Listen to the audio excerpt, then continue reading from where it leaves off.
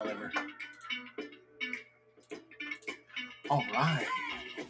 And we are live.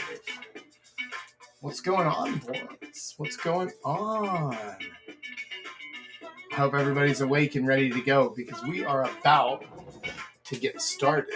Let's give it about a minute. Let everybody start getting here. And Paul, if you can hear me, could you pop a quick message into the Discord to let them know that we're live? Actually, you know what? I have my phone to do that. What am I talking about? I'm not an invalid yet, probably.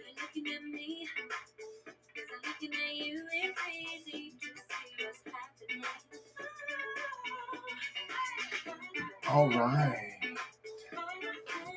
Okay, cool. Looks like we got a couple people getting in here. All right, you guys about ready to get started? I know I am. Actually, I'm really excited for this one today because we have something new that we're going to be trying out today. And I don't know how well this is going to go, so I would love your feedback. But I actually asked ChatGPT to write us a fun introduction sequence before our Cheers with Chaps. So, you know what that means. You got to get your drink ready. I have myself a nice Pilsner or Kel. And let's see if we like what they've created for us. Grab your glass, your mug or your flask, a chalice, a stein, or even a cask. Raise it high, let's make a splash. It's time now for our libation bash. Toast the night and enjoy the mood. Together now we drink some booze. On your mark, let's not wait. It's Cheers with Chaps, so don't be late. Cheers. What do you guys think? Y'all like that? Y'all like that fun little intro? I like it. I think it's kind of fun. It gets us a little bit in the mood. It gets it going. I'm gonna have to actually learn it. I have it on a notepad here. Oh shit. Justin coming in strong with a bottle of wine. All right, buddy. All right. That's what I like to hear. A bottle of wine. Oh, and here we go. Niles as well. Or Nigel. Cheers. Cheers, Nigel. That's wonderful. All right. You guys ready for today's lesson? Today is going to be a fun one. It's going to be interesting because today I'm going to teach you 5 nerdy hobbies that will actually help you to improve your flirting and dating skills. Now, that sounds like a pretty tall order. I'm not sure that I can do it, right? Well, before we go into what the hobbies are, we have to figure out what are the skills. Can you ask ChatGPT how to fix your camera? Oh my God. I was actually searching earlier on Amazon to see if we can just like upgrade the camera and get a new one because it's so damn annoying. And before this, Paul and I were messing around with trying to use the phone instead of the webcam. And everything is just, my guess is actually a lot of the issue. Probably the webcam is part of it, but also this software that we're using, Restream. We might need to use different software. I don't know, but this one I know how to use. So that's where we're going to start for right now. But right, back to the lesson. Before we can go into the hobbies that are going to improve your flirting skills, we need to first figure out what those flirting skills are and why they matter. So, guess what? Today is a very special day. Today is a 2 whiteboard day. Oh, yes. We're getting hard today. So first, let's look at our flirting skills. These are some of the skills that you need whenever you're flirting with a girl. First, you need storytelling. Basically, being able to create something fun and interesting on the fly as you go. Our next one is humor. Learning how to make jokes, how to make callbacks, how to create inside jokes, how to start making yourself and the girl laugh. Our next one, this is one that a lot of guys struggle with, is situational awareness. Understanding where you are, what's going on, what is the appropriate thing to say or to do or to not say or do in a given situation, understanding who's around, reading the room, things like that. Our next skill is picking up hints and following up on them. This is another one that a lot of guys struggle with, which is whenever a girl says something to you, she's giving you hints. She's giving you things to talk to her about. But a lot of guys aren't noticing that, and they aren't picking up the hints, and they aren't following up on those things and asking the questions or saying the next bit. Sorry, I'm moving the mic a little bit closer so y'all can hear me better. And our next one is creativity and leadership. So this kind of ties together with storytelling, being creative, being able to come up with some new stuff, but not only that, being able to do it in a fun and engaging way, leading her down the conversational rabbit hole instead of the boring, like, oh, so how old are you? So what's your job? So do you have any brothers or sisters? Whatever. Instead of that, coming up with something completely different that is going to be interesting, engaging, and is going to make her want to follow you in the conversation. That's the leadership side of things. And our next one is generating comfort and being congruent, having congruence, because that is the skill that is most needed to help people feel comfortable around you. This is one of the reasons that whenever I'm talking with somebody one-on-one, like you guys saw last week where I was out with Manga, and I can sit down with somebody and talk with them, and they open up to me. They tell me everything. They're completely honest with me. Why? Because they can feel that I'm being completely honest with them, that I'm not holding anything back, that I'm not pretending to be somebody that I'm not. So it frees them up and it opens them up so that they can talk to me and say whatever's on their mind and have a good time doing it. So these 6 skills, are going to be our keys for what we're looking for in our hobbies. These are the things that we're trying to improve on. And now we get to the fun bit where I tell you what the hobbies are and which skills specifically they improve. So let's move over here, but I don't want to give everything away yet. So let's try and do this in a fun and surprising manner. I don't know if this is going to work. We're going to try, though. We're going to try. So these are our nerdy hobbies. And this is such a duct tape fucking production, isn't it? Just using some piece of paper to block things off. Our number one nerdy hobby is reading. Reading books. This is going to improve skills 1, 4, and 5. Now, let's remember what those are. Skill 1, come back to this board. Skill 1, storytelling. Because if you're reading, I mean, depending on what you're reading exactly, but no matter what you're reading, even in nonfiction books, there is still a story being told. There is a voice being used. And it might be being used persuasively. It might be being used informatively. Yeah.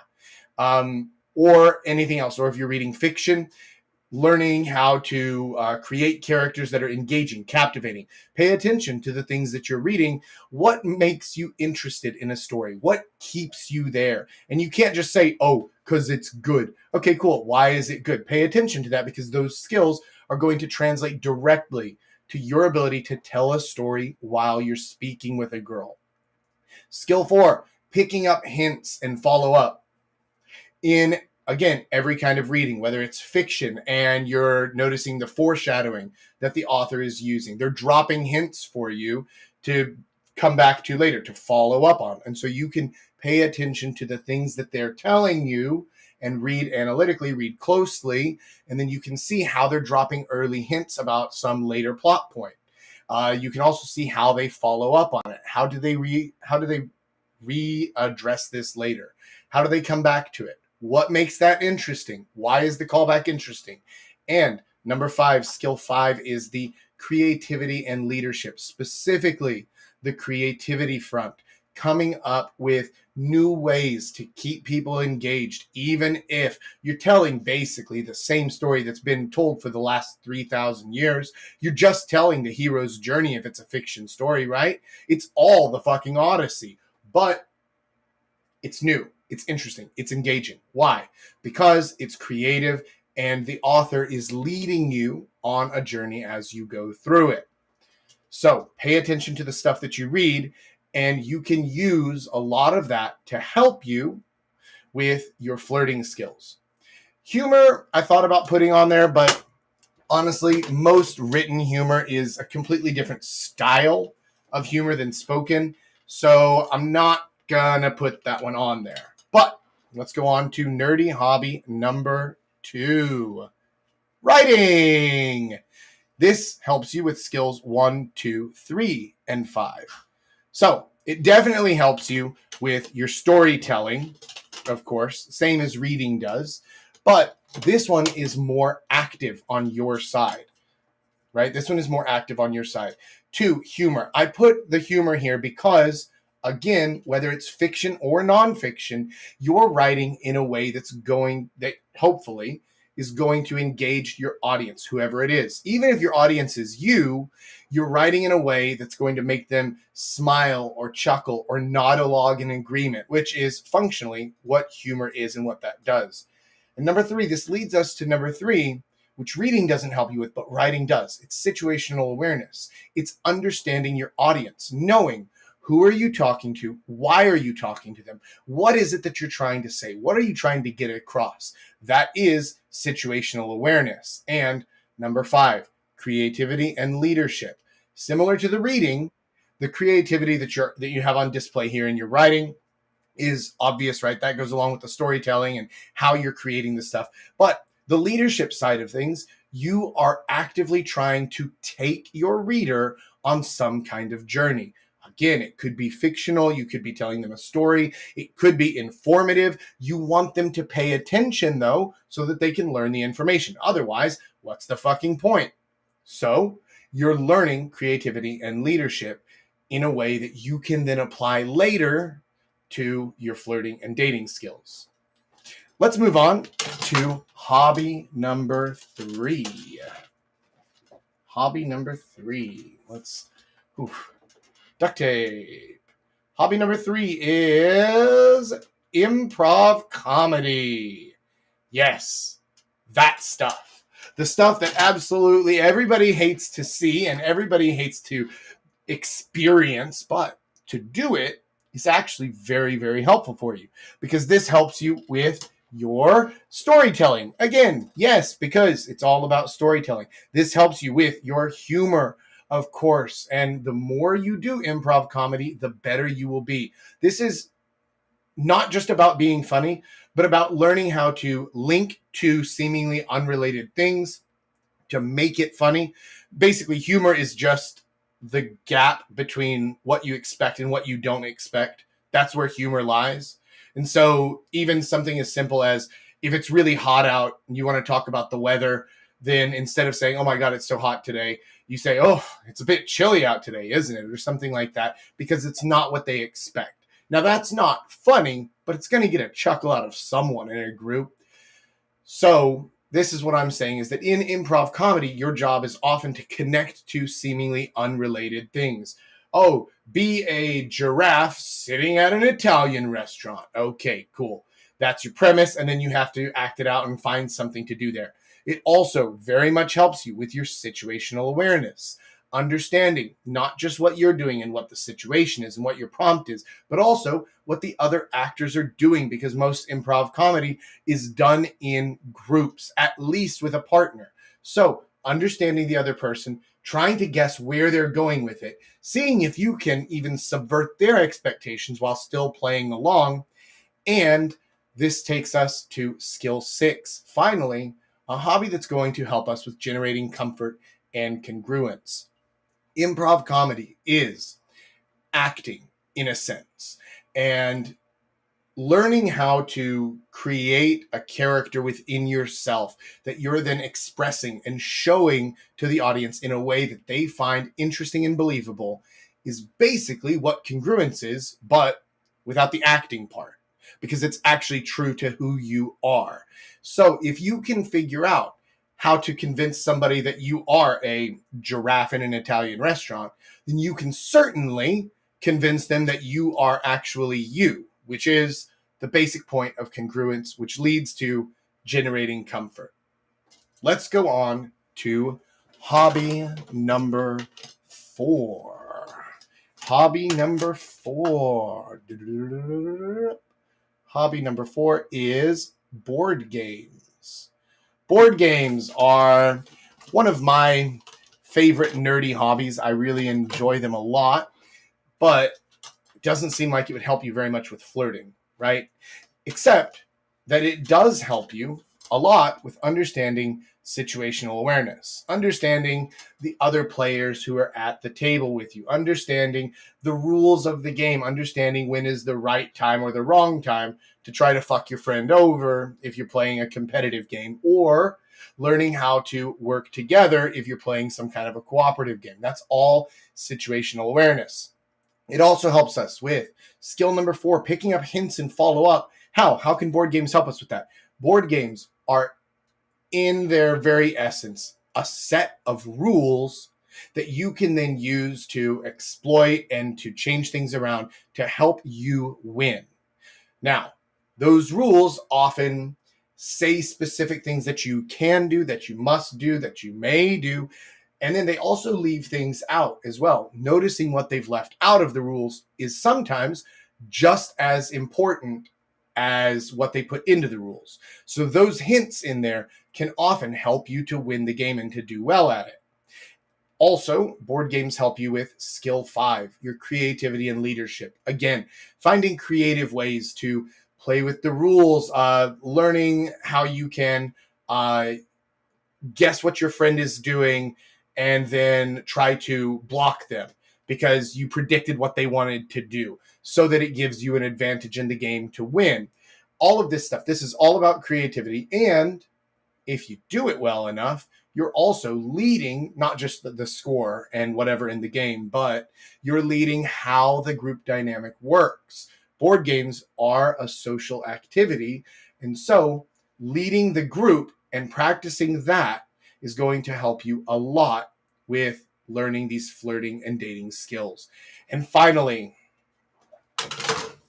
our favorite nerdy hobby that will help you with flirting and dating is, drum roll, yeah. This one's not going to be a surprise to any of you guys who know me. This is not a surprise at all. But for those of you who don't know me very well, here you go. Number 5 is D&D, or really any tabletop RPG style game. This helps you with literally every one of these skills. And I know it sounds ridiculous. It sounds really, really dorky. Like, dude, guys who play D&D aren't going out and getting laid, right? Okay, that's true. But also, if you're going into the hobby with this in mind, with the frame of, right, I'm going to practice these skills so that I can become better at flirting and dating, you absolutely will. D&D or Dungeons and Dragons or Pathfinder or Shadowrun or Warhammer or whatever kind of tabletop RPG you like is absolutely going to help you with storytelling. Even if you're not the game master, it doesn't matter. You are creating a character for yourself. You are creating a story for yourself, and you're playing in as part of the story. You're getting creative. You're finding new ways to play with things. Humor is a massive part of these tabletop games, because if there's no humor, if there's no interest, then oh my God, everybody just gets angry and quits, right? You have to have fun with it. And that's why this is going to help you with humor. What a great place to test out your humor skills, to develop them and practice them. I mean, you're in a group of people who know you, probably guys, who already know you, and you have zero care about whether or not they laugh at your jokes. You might make a joke and they crack up laughing, or you might make a joke and be like, sorry, Jack, take that one back to the drawing board. Fine, good.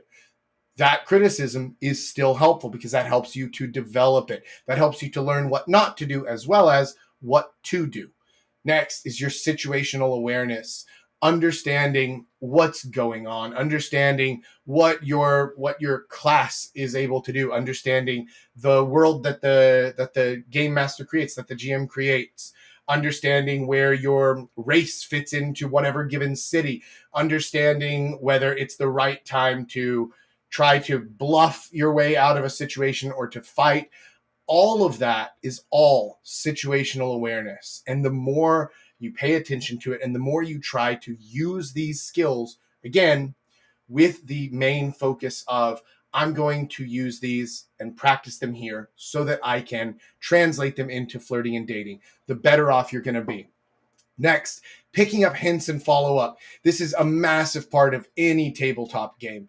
The GM is absolutely going to be giving your party hints, is going to be telling you things that might come back later. He's going to be introducing you to characters, to plot hooks, to storylines that require you to pay attention and actually be engaged, involved, listen for the hints, and then follow up on them afterwards as well.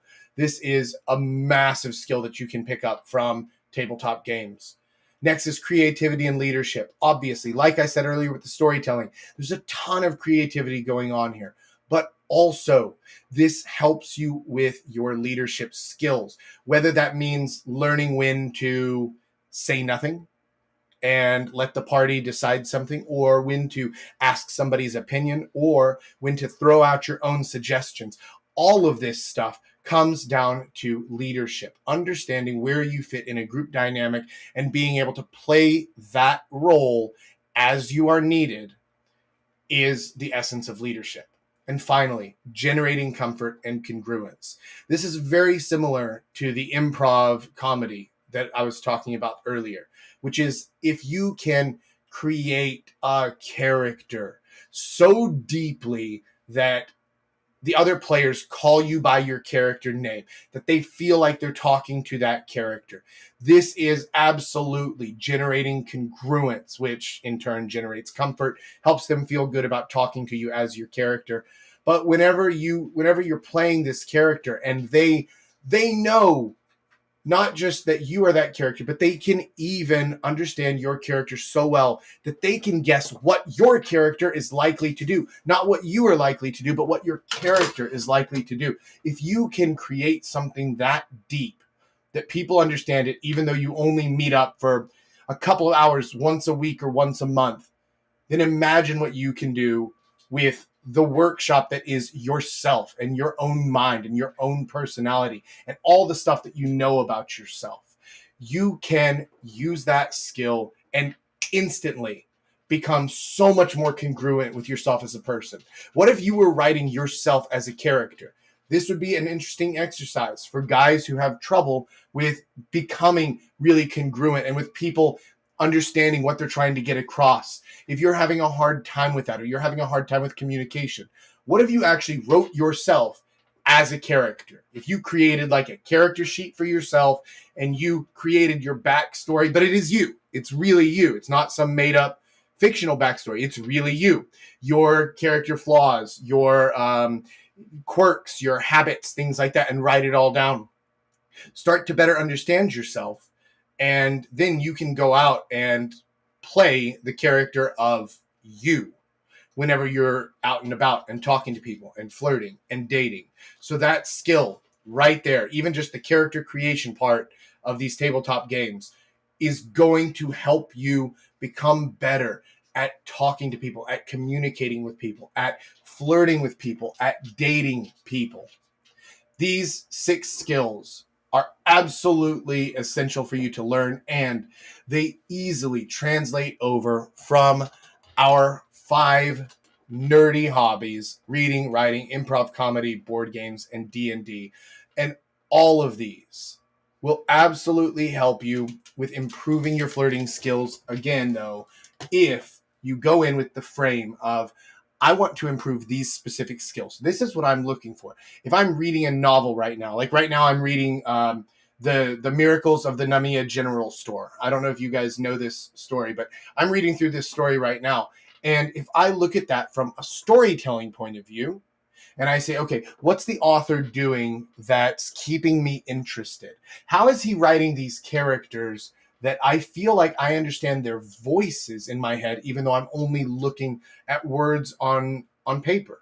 How is he creating that? How is he getting that across in his story? How is he keeping me focused on what's happening?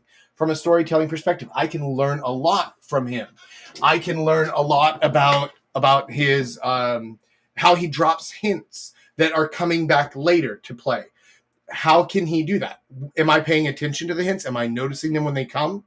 If so, good. How is he making them obvious enough that I notice them, but not so obvious that it's just out there in the open? It needs to still be a hint. That's an interesting skill, right? So use all of these skills and focus on how you can take the hobbies you already have and use those to help you improve your flirting and dating skills. Now, with all that said, we are about to get into the Q&A portion of tonight's fun stream. But before we do that, I want to implore you guys, if you haven't done it yet, hit the like button, hit the thumbs up, hit the subscribe button. YouTube loves it when you do this, and they feed me all the fun new people, and I can help more people, and we'll get more people in our community, which if you're not a member of the community yet, you really need to join right now, because we're going to lock it down in actually about a week. So hurry up on that. Join the community if you haven't yet. You can find the links for that at thesoulplayer.com. There's a button at the top that says community. You can find it there, or you can find it in, I don't even think it's in the description of this video, but it's in some of the videos. It's on the front page of the YouTube page, right? Like, you can find it. You can do it. I believe in you. So with all that said, let's go ahead and bring in our panel for today. We got the kid and Big Paul. How are you boys doing? Doing pretty good. Good. Good. The weather here in Norway is quite moody these days. It's moody? Yeah. It Don't you changes guys- like between rain, sun, and like no skies to just gray and like every 5 minutes. Don't you guys have like the sun out for 24 hours a day right now? Pretty much. Wow. I mean, I bet you have some really good blackout curtains though. Yes. These days, sunset it's around maybe 11:30, 12, and then sunrise at 2 a.m. Wow. So yeah, basically just 24 hours of sun. Yep. Pretty much. Mm-hmm. Okay. Oh, Pretty Ricky says hi, Paul. What's up, Ricky?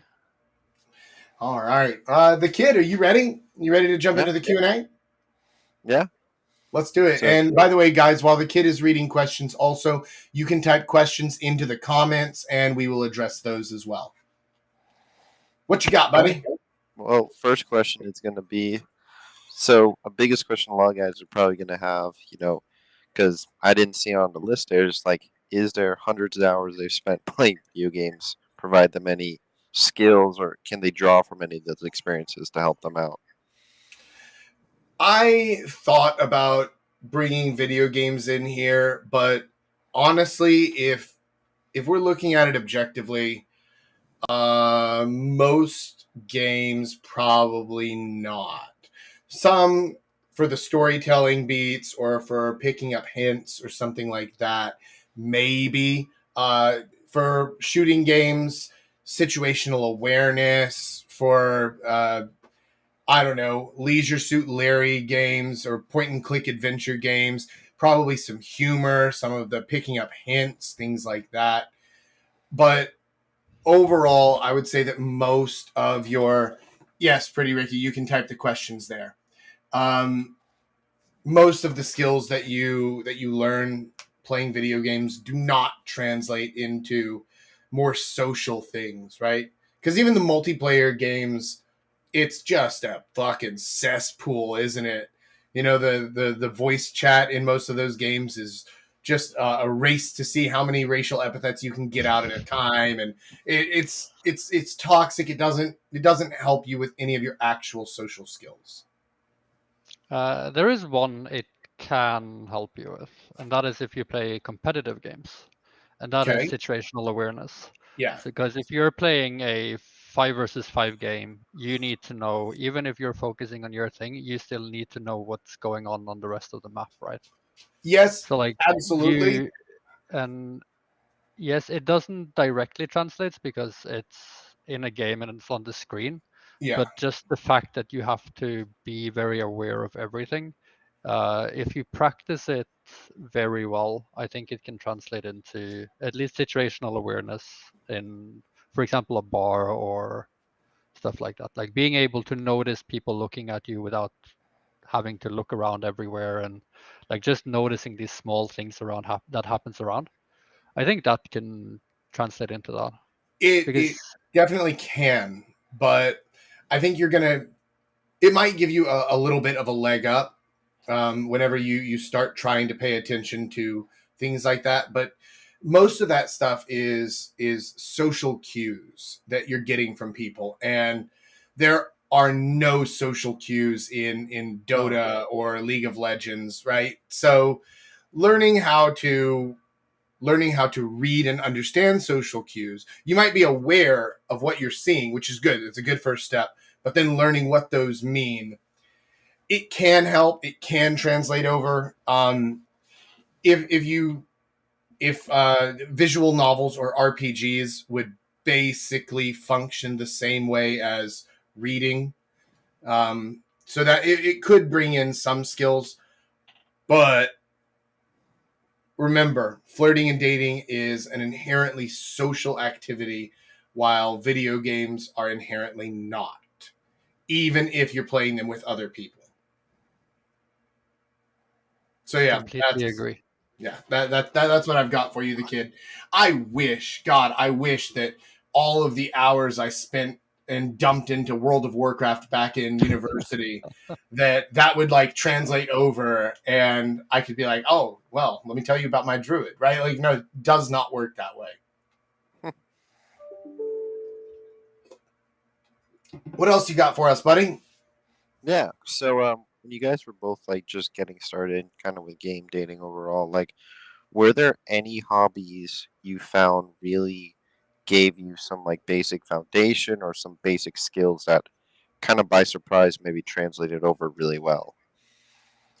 Any kind of performing hobby or skill, whether that's music, right, for me, or acting, or the improv comedy that we talked about earlier.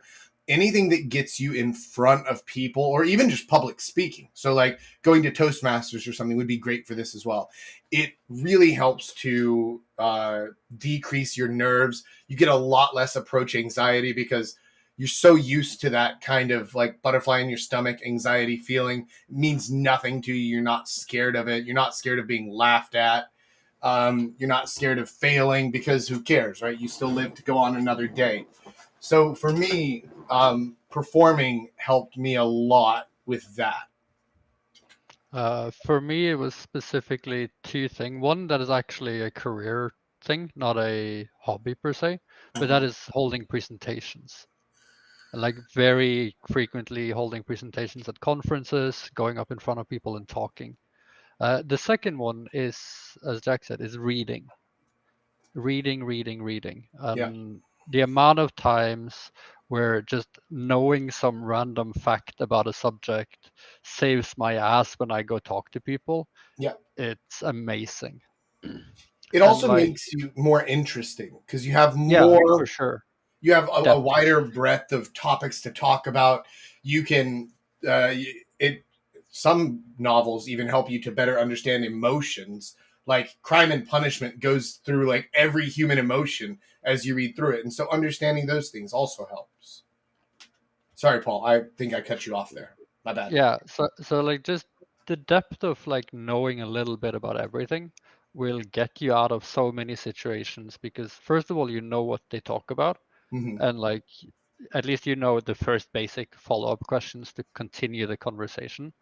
But also it's just like you come off as so much more intelligent and well-mannered by just knowing everything. Yeah. And like Yeah. you don't need to Absolutely. be an expert in every field. It's just you need to know a little bit about everything. Yeah. Um, I completely agree with that, and I found reading to be really useful. Even something that seems like it would have no use whatsoever. When I was in university, I read through Most of. I didn't quite finish the Romance of the Three Kingdoms, but I read through the 4 great Chinese novels, right? And I can reference those stories and those characters. And whenever I meet somebody from China, or whenever I was traveling in China as well, like that thing of, wait, you know this story, you know about this character, you know about this general, you know about this story, this war, you know all this stuff, because it's stuff that they read in school, right? It's the same way as if you met someone from China and they made a passing reference to uh, Huckleberry Finn or something, like some quintessential American novel that everybody has to read in middle school or high school, right? Knowing something about their culture, their background, that goes a long way, a long way. And they feel instantly more connected to you. I really do think that reading is one of the best ways that you can improve a lot of these skills and your cultural relevance. Let's take a look at Pretty Ricky's question real quick. My question is, well, about the third skill that you have put on the board here, situational awareness. Well, picking up hints and following up on them, right? Okay, so reading the clues of the situation. Actually, I'm a person who has heard a lot of times that I have no tact at all. I'm not proud of being so clueless, of course, but just need some practical advice for fixing it. Okay, so here's what you do. Here's how you fix that exact thing. Whenever somebody speaks, when they create some kind of sentence, doesn't even matter what the sentence is.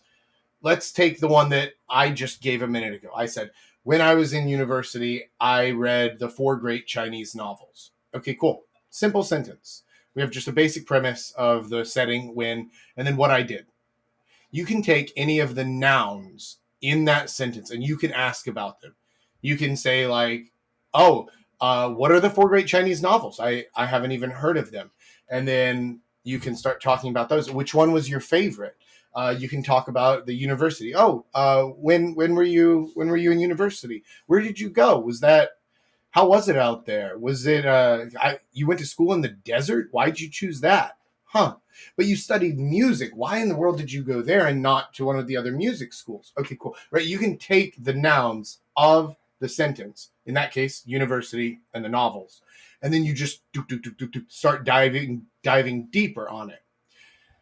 To improve your tact, your actual just understanding of what's the right thing to say and when, that's a little bit harder. That's going to take a lot of trial and error. And unfortunately, these are things that you should have learned at a younger age, that people should have taught you. And if you're learning them now, it's better than not learning them at all. But it is going to take just trial and error, and hang around with other people who know what they're doing and get feedback. Like I saw that you posted in the Discord earlier about one of your messages that you sent us, the screenshot of, and like, okay, cool. Totally understand where you're coming from. Here's what you said right and wrong is what I probably would have said if I had been sober when I saw it. Instead, I was drunk and I just said, yeah, you're doing fine, but just stop being weird, which I understand does not fix the problem. It is not good advice because it's way too general. It doesn't actually explain it. But starting to see what other people are doing, how other people interact, and then kind of copy them. Do the things that other people with good social skills are doing. And if you notice that you have a habit that other people aren't doing, then if you want, you can figure out why. But probably also just stop. Just don't do that. Because if other people who are good aren't doing it, there's probably a reason that it's not working for you, right? So that's what I would say for you. Paul, what do you think? I completely agree. There are also like, for me, like back in the days, like I had the same problem. I had no social clue or social tact whatsoever. I would say the first thing that came into mind, and I wouldn't pick up on any single social clue. There are specifically 2 things I actively did to try to improve on that. The first one is that there are a couple of books that are really, really good for this specific scenario. Hmm. And the reason I chose those is that my entire life I've struggled with empathy. Like I had no chance of, because I couldn't understand the social cues, I Yeah. had no empathy for anyone. Sure. So I read a book called The Social Skills Guidebook, Okay.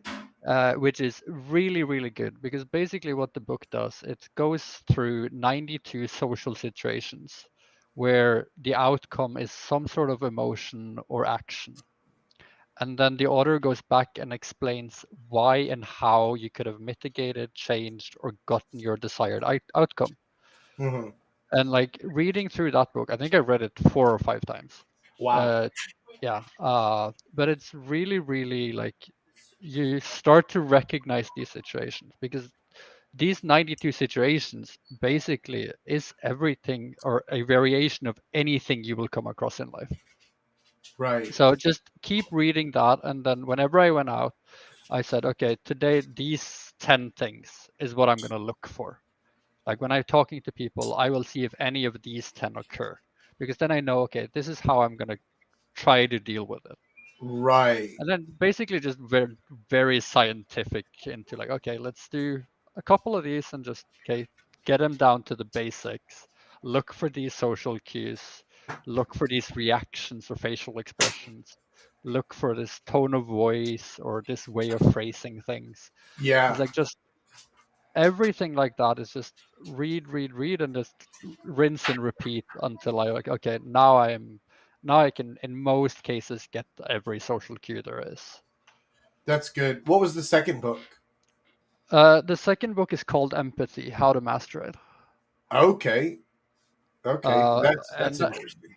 yeah, that book is primarily psychology, Okay. which goes into the human needs of emotions and how emotions and how to like deal with other people's emotions without coming off as rude or arrogant or insincere.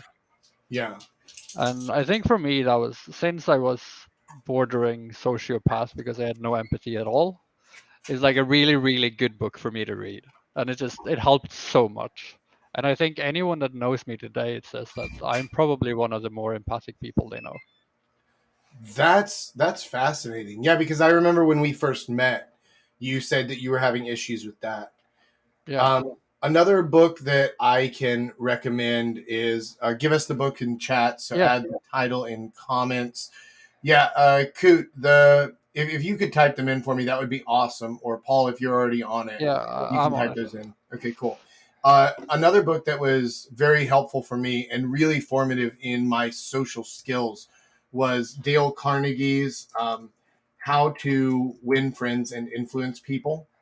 Yeah, I've read that one too. Yeah, that one is. I mean, it's famous for helping with social skills, and it's famous for a reason because it's really, really effective. Another one that could be very helpful for some of you guys out there is Scott Adams' How to Fail at Almost Everything and Still Win, because it talks about how to reframe your mind, how to program yourself to be able to do things. It talks about how to build a talent stack that is going to complement other things as well. Those are some very helpful suggestions. Can somebody please type in the Scott Adams book, How to Fail at Almost Everything and Still Win? I'm going to start looking through some of these other comments. We got Coot. I was an admin of a 2,000 plus person Discord Warframe server. I learned compromising with feminists and woke people doesn't help. Damn, do they care way too much. No fun allowed. Yes, absolutely. No compromise, no apology, because they offer none in return. It's not something to deal with at all. Coot also says, I read a lot of vampire girls romance novels during the craze, Twilight, Vampire Diaries, True Blood, etc. Back in my teens trying to understand girls. Can't say it helped. Yeah. So actually understanding women and female characters, this does not help with that at all, especially if it's written by women, because it's written to hit the dopamine receptors in women, not to actually reflect reality. It is fantasy. It's the same reason that dudes love violence and guts and fighting and stuff, because it's kind of like the built-in fantasy for us as well. And so it's not realistic, right? Like Jackie Chan beating the shit out of 10 dudes who are all jumping at him. Like, no, it's not. That's not real. That's not real. But it's fun as a fantasy. So it might help you with understanding kind of what their fantasy of things is. But as far as understanding their characters and their actual wants and desires and what they want and need, doesn't help at all. About the divorced mom from Bumble, yes, that's the one I was talking about, Pretty Wiki. Justin asks, not sure how this relates to Nerdy Hobbies, but how do you just get over approach anxiety to just approach, even in situations where it's not appropriate? Okay, so to answer that question, I'm actually... This is new. Even the kid doesn't know about this yet, but I have outlined a new course that I'm going to create that is specifically targeting this thing, which is learning how to flirt with the world. So one of the biggest hurdles that you're having, I imagine, is that in your mind, you are doing an approach. You're going up to a girl to try to talk to her with a certain result in mind that you want to achieve, something that you want to get from her. Instead of that, what I aim to teach you in this new course that's not made yet, it's not filmed, I just have an outline written of the lessons and the specific action steps to teach. But the point is that if you're talking to everybody, if you're having social interactions with everybody, if you're flirting, which is just playful fun talking, really, if you're flirting with everybody, flirting with the world, if you're talking to the grandma walking her dog in a stroller, if you're talking to the guy who's waiting in line with you at the grocery store checkout line or whatever, you're just talking to everybody, then it's not weird for you to talk to anybody. And that's one of the best things that you can learn. And Justin, I'll tell you more about this once I actually start making it. But the goal is for it to be a 15 to 20 minute video every day for 30 days. And every single day is going to have an action step of do this specific action to help address the problem that we just talked about and that we just explained. I'm also going to see if I can put in some mental reframes to help you better understand what the problems are and why they exist and how you can reframe them out of existence, how you can reprogram your mind to that. Been out of gaming for a while and I seem to be unable to get over this. Yeah, I totally understand. I'm going to try to have that created within the next month. Like 2 weeks would be ideal, but that's also very optimistic regarding how much time I'm going to have. This is going to take a while to film because again, it's going to be 30 lessons and then to edit and to get it all put together into some sort of a package. But I'll let you know. Stay tuned in the Discord and you'll be able to find out more about it there. Also, I will yeah. jump in a little bit on that one because there's not necessarily nerdy hobbies, but there are a lot of hobbies where you're getting forced to interact with new people. Oh yeah. Those are really, really good. Yeah. For example, just like when I was down in Seoul, me and you were we were going to those pool games every week, and that Yeah. means every single week you meet a new team, new people. There are always new people around the bar, and they get interesting because here there's a pool tournament going on. Yeah. Like things like that, just going to play, like going to competitions, doing things like anywhere you can frequently meet new strangers, but in a setting where okay, we're just having a competition and we can have some friendly banter while doing it, right? Yeah. Like it's perfect. Yeah, absolutely. That's a perfect example, right? Because I was out last night at the pool game, and immediately the new girl on our team bought a bottle of tequila, and so we invited the other team over, and we all kind of met each other. We did shots together, and look at that. Suddenly now I have 6 new friends. They're not friends, right? Like I wouldn't help them move. I wouldn't drive them to the airport, but it's just 6 new people that I'm talking to, that I'm having these regular social interactions with. Some of them are men, some of them are women. One was a guy brought his girlfriend along, and so I'm talking with her too, and learning how to understand the social situation so that you can talk to a guy's girlfriend in front of him and he doesn't feel like anything bad is happening, even though you're kind of flirting, but you're not crossing the line, right? You're just having fun because he doesn't feel threatened, because it's the same way that I talked with him, that I was talking with the old lady on the team, that I was talking with the old dude on the team. That, like, it's just how I talk with everybody, so it doesn't seem like I'm approaching her or like I'm trying to flirt with her specifically or anything like that. So that's what I would say to that, Justin. And thank you for that addition, Paul. I think that's really helpful. I mentioned Toastmasters earlier. For you guys who don't know what Toastmasters is, it's a practice group for people specifically about public speaking and social interactions. Super helpful. Absolutely would recommend that. They have a Toastmasters in Seoul. I assume it's probably mostly Koreans. So Pretty Ricky, this might be something for you to look into. But for you guys in other countries and other cities, have a look around, and any kind of social group like that, even if it's a fucking book club, rock climbing gym, CrossFit, dance classes that are open to the public or something like that. Like anything where you are interacting with people regularly is going to help you. It's absolutely going to help. That one is actually really, really good. Dance classes are gold.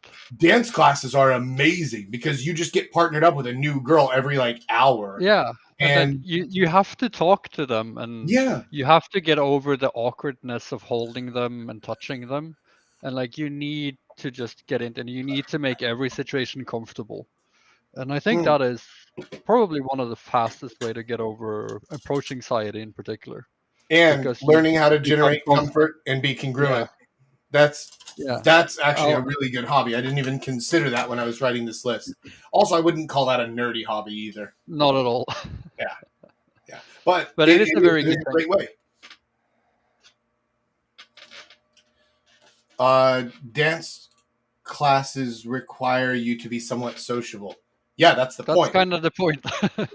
Like, throw yourself into the deep end there, right? Like, put yourself in a situation where you have to learn to be sociable, and you will learn to be sociable. But if you never do that thing, if you're always just sitting at home playing Call of Duty, like, and don't get me wrong, I love video games. I play way too many video games. I waste oodles of time doing that when I really shouldn't. But that doesn't help you with your social skills at all. So throw yourself in the deep end. Put yourself in situations like that. If you can, if you have the time and the financial ability to do so, take a trip by yourself. It doesn't even have to be to another country or anything. You can just go like a city over. Well, I guess for you, Justin, you kind of can't, but maybe you could just cross the city, or you could jump over to Malaysia for nothing, right? And like go somewhere alone with the express purpose in mind of I'm just going to talk to people until I make a new friend every day. And I want somebody to go to dinner with me, whatever your goal is. Or I want somebody to show me their favorite local bar. And this is what I'm going to do. I'm going to go out and I'm just going to talk to people on the street until I find somebody to show me the cool local bar or to grab dinner with me or whatever it is that you're trying to do. Just put yourself in a situation where you have to be sociable, where you have to push yourself and try new things. I did that when I went to Osaka a few months back, and I showed up alone, didn't know anybody, didn't know any of the places, and I just walked around the street until I found someone and I was like, where's the best day drinking spot? You look like you know how to party. I know what those tattoos mean. Yeah, you got a fucking pot leaf tattooed on your arm in Japan. I know exactly who you are. You know where the party is, right? Like, so that's situational awareness. That's picking up the hints. That's learning how to make people feel comfortable and congruent. Because if I just called it out and I said, oh, you got a pot leaf on your arm, that's weird. But if I say, oh, I know what that is. Oh, I know you. You like to party. Okay, cool. Let's talk. Now it's a whole different conversation, right? Because I'm being congruent, because I'm telling them it's fine. You're good. And then, you know what? They showed me the bar. They showed me the party spot for day drinking. Put yourself in those situations and you absolutely will improve. Let's see here. I know a few Singapore PUAs who started dance classes to be sociable and are now dance instructors who are now running their businesses off of them. There you go. I mean, like, that's exactly it, right? That's the thing. Dance classes are awesome for that. And if you know how to dance decently, and if you don't, that's fine. You go to the classes as a student and you learn. That's fine. And then you do that for a while and you can become one of the instructors there. And then you can start your own business where you have girls coming and throwing their phone numbers at you because what do? Actually, I'm a salsa dance instructor is way fucking sexier than I work in investment banking, right? Like, so use that. Some fiction recommendations. Dune, Princes of Thorns, and Pandora's Star. Okay, interesting. Text those to me later, Coot, and I'll have a look at them. Now, you wrote Dunes. Do you mean Dune, like Frank Herbert's Dune? Or is this another book that's titled Dunes with an S? I'm actually not sure. Working with kids in kindergarten helped me a lot with leadership, social skills, and how to be fun with girls. Since you treat them as kids, yes, exactly. And Jack mentioned before as well, everything becomes easier. Yeah, 100%. 100% this.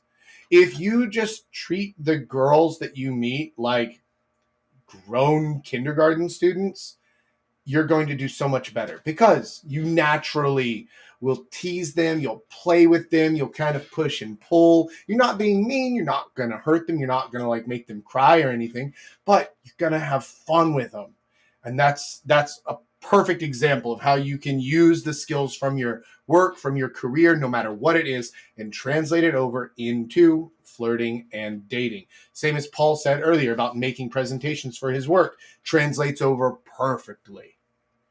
Good, yes. Others that are good for reading, that are masterpieces. The Unbearable Lightness of Being, To the Lighthouse, and Exhalation. I know To the Lighthouse. I don't know these other two. So the first one is written by a Czech writer. It's about the time in Czech during World War One, or right after World War One. But the reason it's so good for reading in this setting is that it's very back and forth. The book drops so many hints about what's going on. Yeah. But unless you're actively looking for them, you're gonna just have a huge like light bulb go off when you read the last chapter. I see. Like, and it's so really, really well written for the hints and for the foreshadowing. Yeah. Okay, excellent. Yeah. Cool. All right, good. What's Exhalation? It's a book by Ted. What is it called? Ted Channing? I can't remember. I haven't read it. It's been a couple years since I read it. Let's see. Okay. It is a fictional work, but it goes into the same category. Like it's a lot of hints going down, but it's also very well written. So like in terms of like how to speak or how to present things. So like the storytelling part of it is very good. Right. And To the Lighthouse is of course just for the sheer beauty of learning how to tell a story with like Virginia Woolf. The way she writes that book is just amazing in the depictions of how to tell the story. Yeah. The characters in that story are also really, really well written. And so learning those storytelling aspects from these novels, learning what makes a character more or less interesting? What makes them more or less likable? That is also a great thing to pay attention to, because you can use that to adjust yourself, whether that's parts of your personality that you need to change or make something different or better or worse or improve on, or if that just means your presentation of, wait, why am I showing people this part of me? This is really not working well for me. I should show them this aspect of myself instead. Yeah, that, and as well as like the way when you tell a story, Yeah. like how to make it captivating. Mm. Why, like, so a lot of people, like, they get very bored down when you use a lot of details in the story and a lot of details in the depiction of a story. Yeah. But like if you look for example, how Virginia Woolf writes, Mm-hmm. like it is so detailed, but Yeah. it's the way of presenting it. It just becomes so intriguing and so interesting. Okay, cool. That's interesting. Because a bad example of that would be Dickens. Dickens writes with a ton of detail, and it's all pointless, boring nonsense that nobody cares about. Great stories, great characters, but oh my God, is his writing style awful. Although, to be fair, he was being paid per word when he was writing it, so it kind of makes sense. Yes, Frank Herbert. This is a good recommendation. If you need to stop thinking women are angels, Her Secret Garden. Yes, I have read that one. Is it Her Secret Garden, or do you mean My Secret Garden by Nancy Maybe My Friday? Secret Garden. Yeah, Maybe I my. actually finished that a couple of weeks ago. Oh, okay. Yeah. I mean, it's been maybe like 4 or 5 years since I read it. But yeah, that that will change your outlook on how women think, on what's going on in their heads.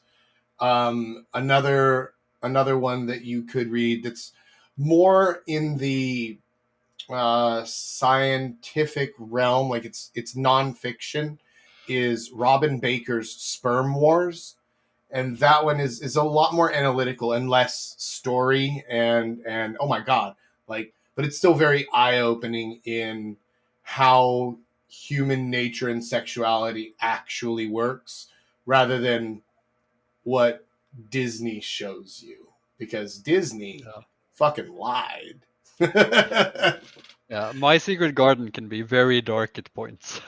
Yeah, absolutely. Jack's book club starting when? It Oh, started 30 minutes ago. yeah, Jake. It sounds like we're already in it. You know that I would be open to doing something like that. To maybe doing like once a month, maybe like the first Saturday of every month or something like that. Then we might just get together and have whatever book that we've selected, and everybody reads it, and then we just talk about it and talk about what we got from it and share that stuff. I'd be open to that. If you guys are actually interested in doing like a self-improvement style book club, um, talk about it in the Discord, and I'll see if that's possible to do. Um, all right, we have made it through the comments. The Kid, you have anything else for us, buddy? No, I think we're pretty good here. Awesome. Well then, guys, I think that's where we're going to go ahead and wrap it up. We've passed the hour mark, and by the way, this is totally unimportant, but the paper I was using earlier for blocking the whiteboard was our pool team's certificate from the banquet, where we came in last in the league. Woo! So that's further proof that the hobbies, or whatever it is that you're doing, you don't even have to fucking be good at them. You can be as shit at pool as I am and still learn a lot from it, and still have fun, and still learn those social skills that you need that translate right over into flirting and dating. So, absolutely. You too, Justin. A heart on fire. That's fancy. I don't even know how you managed to do that. That's cool. That's really neat. So yeah, absolutely. Lots of love to you over there in Singapore as well, and to you guys, no matter where you are in the world. I do appreciate all of you coming. I appreciate you staying with us and joining. And also, like I said earlier, we are going to close down the Discord free signups in about a week.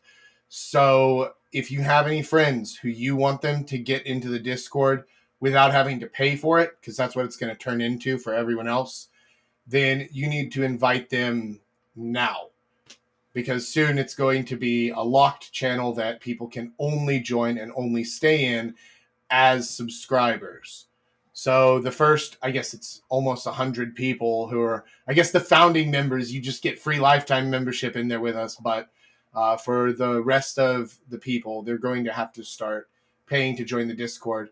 Going private with the Discord also means that we will be able to be a little bit more open with each other and talk a bit more freely without having to worry about infiltration from trolls. I'm also going to do a purge of people who aren't active or who if I don't know them personally and stuff like that. So we'll see how this goes. But if you have friends you want to invite into the Discord, please do. If you haven't done it yet, hit the thumbs up, hit the subscribe. You can invite friends to the Discord now for about the next week, Coot. But after the next week, we're going to close down the open joining. And we're going to make it a members only perk for the guys who sign up for the courses. So, all that said, yeah, like I said, hit the like button, hit the subscribe. I don't know, share it around, send it to people. Maybe one of your friends is really nerdy and he really likes board games or really likes D&D, but he's terrible with women. Cool. Send him the video. If you think that there's somebody who can benefit from this information, from this knowledge, or from my message generally, send it their way, because that helps us to grow, which helps us to do more and better work. So I appreciate it. I appreciate all of you for joining. Thank you, Paul. Thank you, the kid, for joining us today. And this is where we're going to go ahead and wrap it up. So until next week, boys, Papa Jack out.